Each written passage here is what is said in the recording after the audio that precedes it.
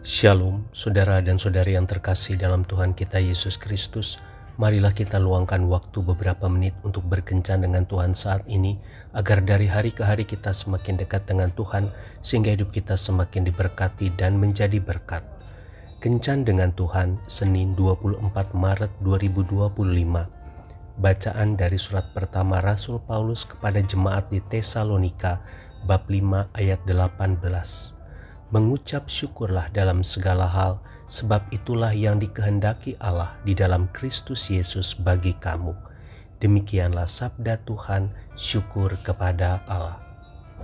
Saudara dan saudari yang terkasih dalam Tuhan kita Yesus Kristus, Tuhan kita adalah Tuhan yang selalu mencukupkan semua kebutuhan kita.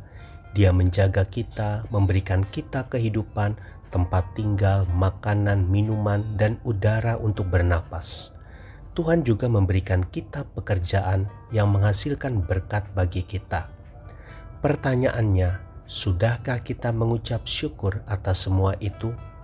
Ingatlah bahwa firman Tuhan mengingatkan kita senantiasa untuk selalu bersyukur dalam segala hal. Dalam segala hal berarti juga termasuk dalam dunia pekerjaan kita. Salah satu kunci kepuasan dalam pekerjaan dan setiap bidang kehidupan adalah belajar untuk berterima kasih atas apa yang telah diberikan kepada kita. Rasa puas dan damai akan kita temukan dalam hati yang dipenuhi ucapan syukur. Saudara dan saudari yang terkasih dalam Tuhan kita Yesus Kristus, ada seorang raja yang membutuhkan pelayan yang setia dan harus memilih antara dua kandidat untuk jabatan itu. Dia mengambil keduanya dan segera membayar mereka dengan upah tetap dan menyuruh mereka untuk mengisi keranjang dengan air dari sumur terdekat. Setelah membuang 10 ember air ke dalam keranjang, salah satu dari pria itu berkata, "Apa gunanya melakukan pekerjaan yang tidak berguna ini? Begitu kita menuangkan air ke dalam keranjangnya, air itu akan keluar dari sisi-sisi berlubangnya." Yang lain menjawab, "Tetapi kita punya gaji dan sudah dibayar, bukan?" Tuhan kita mungkin memiliki alasan tertentu melakukan semua ini. Namun itu bukan urusan kita. Dia adalah raja yang bijaksana dan pasti memiliki tujuan sendiri yang tidak bisa kita mengerti. Namun yang satunya berkata, "Aku tidak akan mau melakukan pekerjaan bodoh seperti ini lagi. Cukup."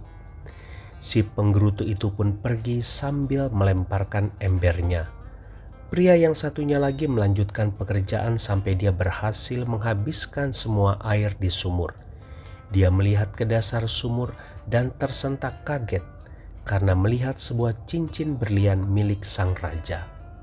Ternyata sang raja sengaja menyuruhnya menuang air ke dalam keranjang supaya jika cincin tersebut tidak sengaja terciduk dan dituang ke dalam keranjang, cincin tersebut akan tersaring dan tidak ikut terbuang oleh air. Akhirnya sang raja telah menemukan cincin berliannya sekaligus calon pelayan baru yang setia. Saudara dan saudari yang terkasih dalam Tuhan kita Yesus Kristus, ketika kita terus mengisi hati kita dengan limpahan ucapan syukur, maka percayalah, semua pekerjaan yang kita lakukan akan maksimal dan Tuhan akan membuat kita berbuah berlipat ganda. Sebaliknya, jika kita mengisi hati kita dengan keluhan, maka yang ada kita tidak bisa maksimal dalam mengerjakan sesuatu. Hasilnya akan mengecewakan orang lain dan mengecewakan Tuhan juga. Berkat pun akan menjauh dari diri kita. Tuhan Yesus memberkati. Marilah kita berdoa dalam nama Bapa dan Putra dan Roh Kudus. Amin.